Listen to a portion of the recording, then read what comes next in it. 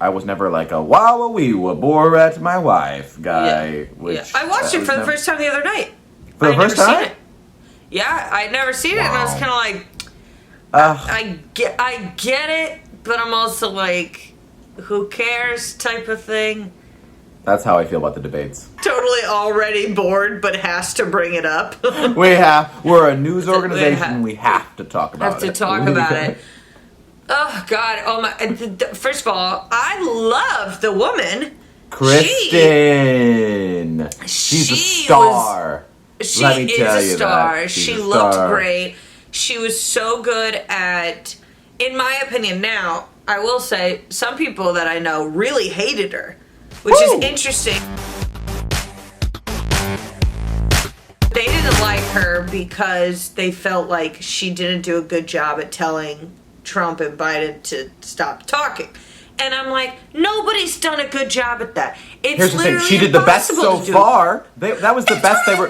That was the closest those two were ever going to come to a conversation or debate, and they legitimately did debate at portions of it. It wasn't all like your mother's a whore, well your son's a crackhead. You know what I mean? So it's like well, pew pew pew, pew pew pew pew. I have to say she was powerful. She was sexy, and that jawline. Was there anything? It was working for me, girl. You know it was because both of them were like, "You're doing a great job, Chris."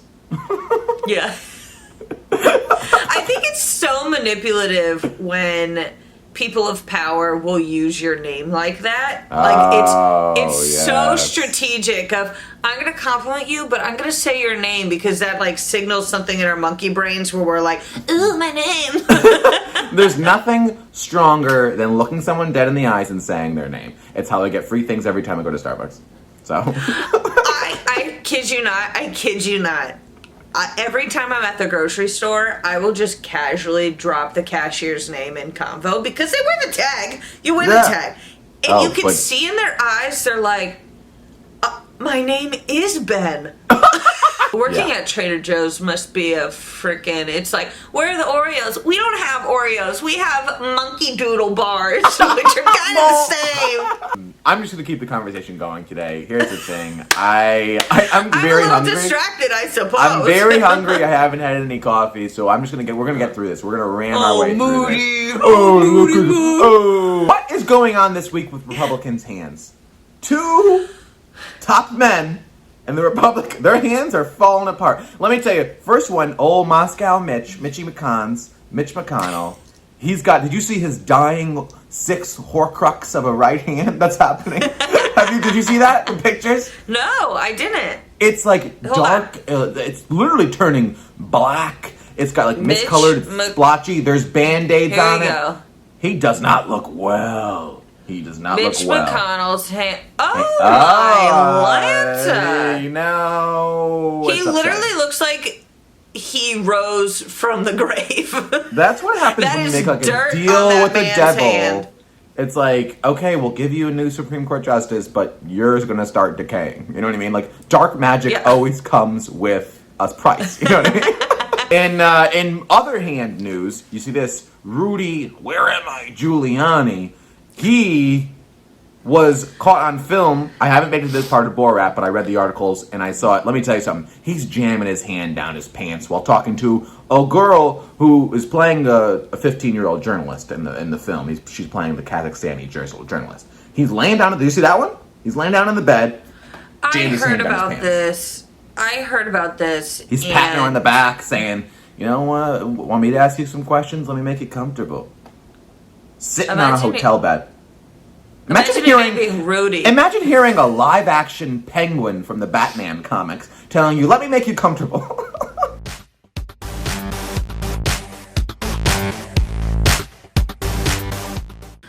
Okay, so my first story is about a little kitty cat who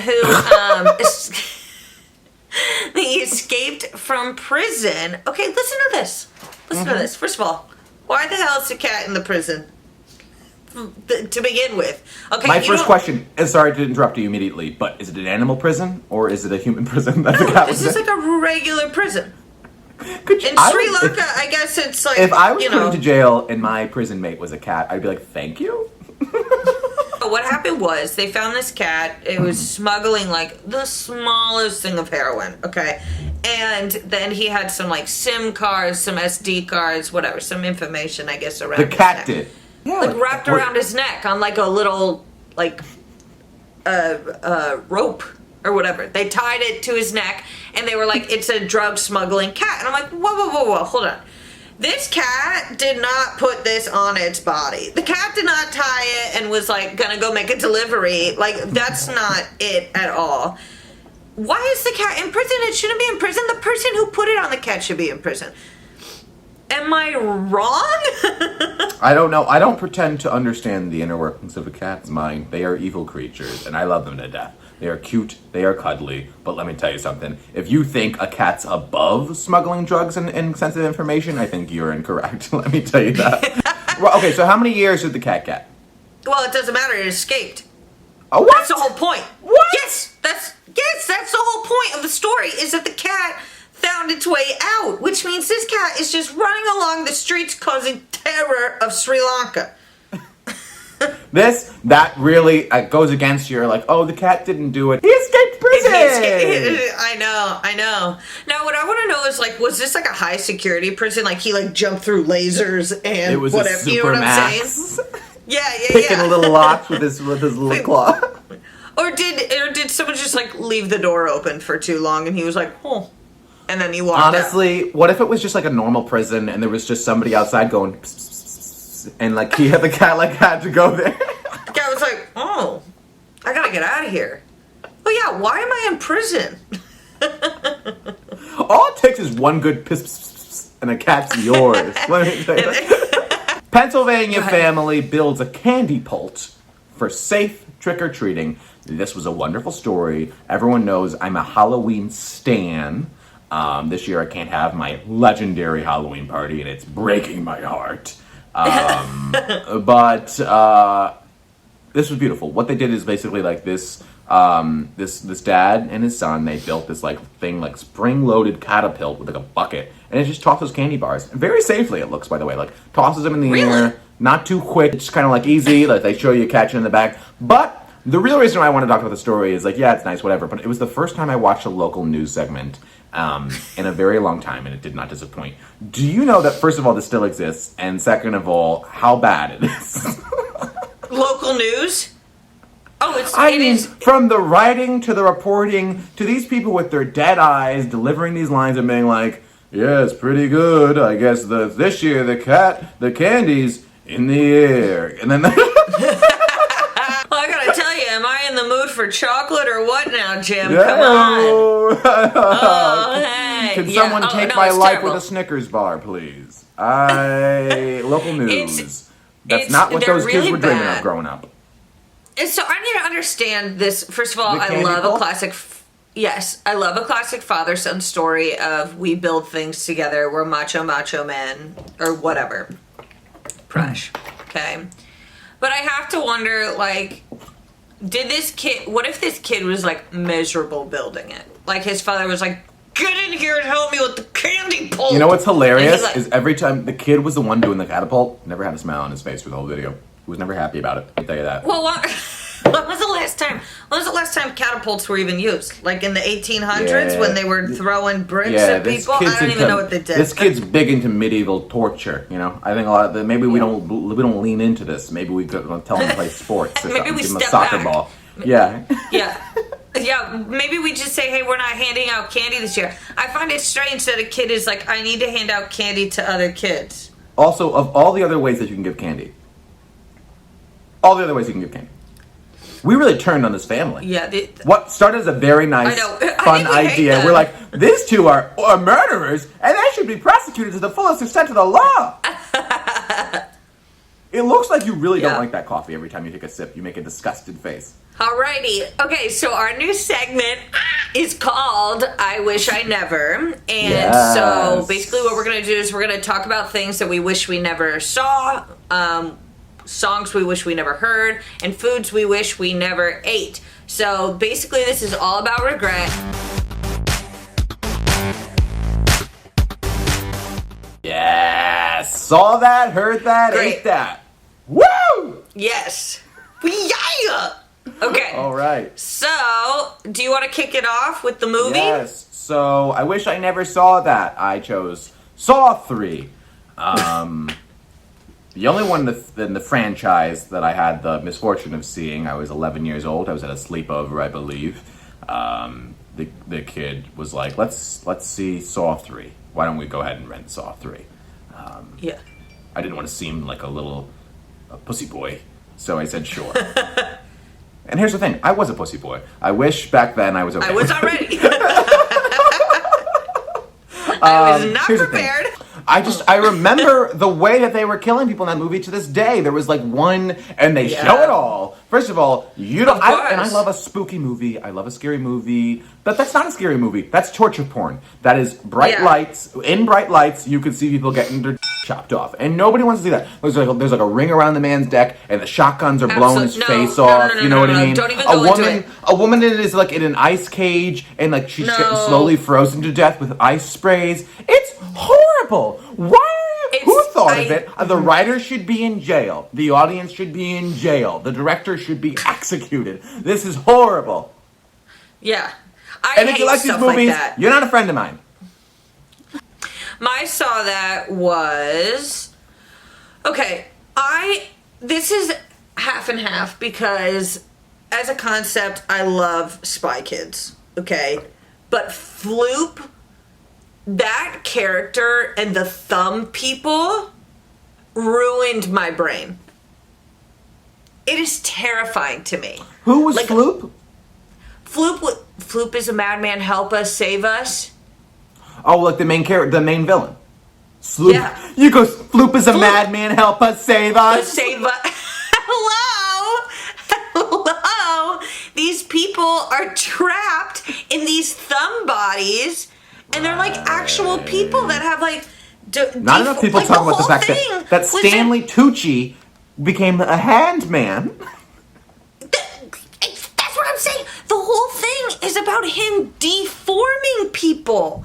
Do you understand how jacked up that is? It's a tough plan. Jacked up. Jacked up. I heard that. Okay, what song do you wish that you never heard? This is a double sword situation, similar to Spy Kids for you. I wish I never heard Ja Ja Ding Dong from Eurovision because it ruined all of the music for me. It is a perfect song. It's one that once you hear it, you will never not hear it. Have you seen Eurovision? Yes, I really liked Eurovision. I thought it was very fun. Do you remember Ja Ja Ding Dong? Yes, I do. And? And it's quite the bop. It's a bop! So mine, any song that she does, I can't say. I hate Halsey. I'm sorry. Halsey. I can't stand her. She is just so corny to me.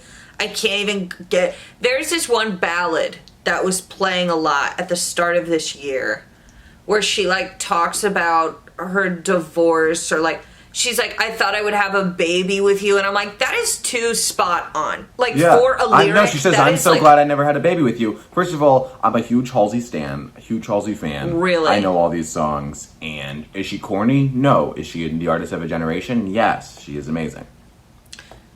No. No, she is literally the equivalent of like a swallow tattoo. Corny. If bearing your soul on every track is wrong, I don't want to be right, okay? Oh, God. I'm Irish, okay? Keep it in. I wish I never ate that. For mine, it is a couple months ago. Everyone knows every year I summer in Newport, and this year was no different, but on the way back, the group of us, we stopped and we ordered McDonald's from one of those little rest stop areas. I hadn't had McDonald's in years, and due to the fact that we were in bathrooms at separate times, there was 4 of us, so 2 of us ended up ordering the same exact bulk order from McDonald's. So we ended up with double the order, and I had about 25 chicken McNuggets. And when I tell you I went home and punished that toilet, it's not an exaggeration. It's not something that I'm proud of. And I don't think my intestines or my colon have recovered since that meal. Yeah, look, I love a big nugget. One of them. One only. Don't do more than that. What about 25? All right, what's yours? Okay, the thing that I wish I never... Have you ever been to a Del Taco?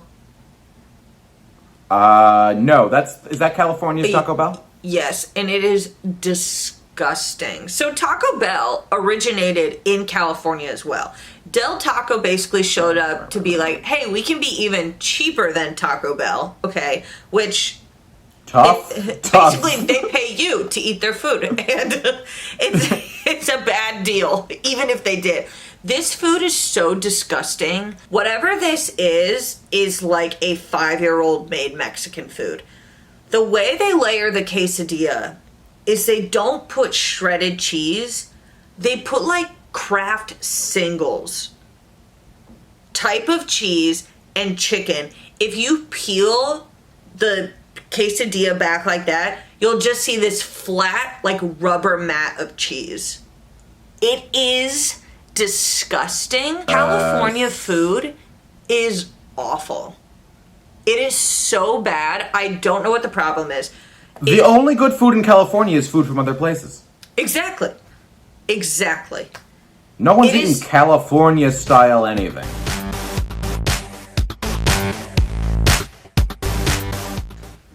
This one, rare instance of bad news making me feel good. The headline reads, Urban Warfare as Europe's second wave spins out of control. Great. Yep. And it makes me feel good because it's not just us. You know what I mean? It can happen anywhere. Anybody can have this happen. France, let me repeat that. France currently has a 6 p.m. curfew. Sun is high in the sky at that time. And that should be fine because they eat dinner at like 3. Yes, you don't wish Europe the best? No, I do, or whatever, in theory. My point here is this, is that Europeans like to all over the United States. They love to do it. Okay? And when was going down over here, they were like, what is going on in America? Like, you guys are crazy. And now, look at them. Now we're all crying about warfare. Huh? Okay? Yeah. You poop on Trump. Yes, we have a terrible leader, but I don't see Macron building a vaccine in his basement. Let me tell you that. Look, just because we have the worst leader in probably the history of, I don't know, the world, does not mean that we don't deserve respect. We deserve respect and happiness just because some of our major members of government are quite literally decaying before our eyes doesn't mean that we don't deserve to be out of this pandemic. Alrighty, so my story. So, you know how the kiddos these days, they gotta be on Zoom to talk to their teachers, be with their teachers, all this stuff. And basically this kid, 7th grader, hadn't shown up for 3 Zooms in a row for over 30 minutes at a time. So, like, I guess you can be late, but if you're over 30 minutes, it's a problem, okay? So 3 times he didn't, quote-unquote, show up to class. So they reported him as, like, a problem, and his parents got a note saying that he could be arrested in his own home for not going to school on the computer. No, they got a note, and he was like, the dad was like, I just don't, what are they going to do, arrest my son? And then they were like, yeah, we can actually arrest your son. Shouldn't it be on the parents more than the student? I mean, there's no excuse for missing it. I mean, what else? Well, first of all, what are you doing? What do you do? In 7th grade, what are you doing? What are you doing? What do you, ride bikes or something? But why would you be out riding a bike? Yeah, 7th grade, the best thing that could possibly happen to you. This is the best thing that could possibly happen to you is your dad drops you off at the movies with on a date with a girl, and maybe her hand brushes up against your peen. That's the best thing that could happen. Best case scenario across the board. Where are you putting a 7th grader in jail? Also, to threaten to arrest a 7... that's a cellmate. Honestly, we were all over the place for the entirety of this show. I would like everyone out there to wish me just send me some good vibes. That's all I need. Also, share this episode. Actually, don't need that. I need money. If you could send me... All right, team, look. Here we go. Like, subscribe, follow us on Instagram. We need love, and, you know, these are hard times, hard pressing times. So, remember to vote, I guess.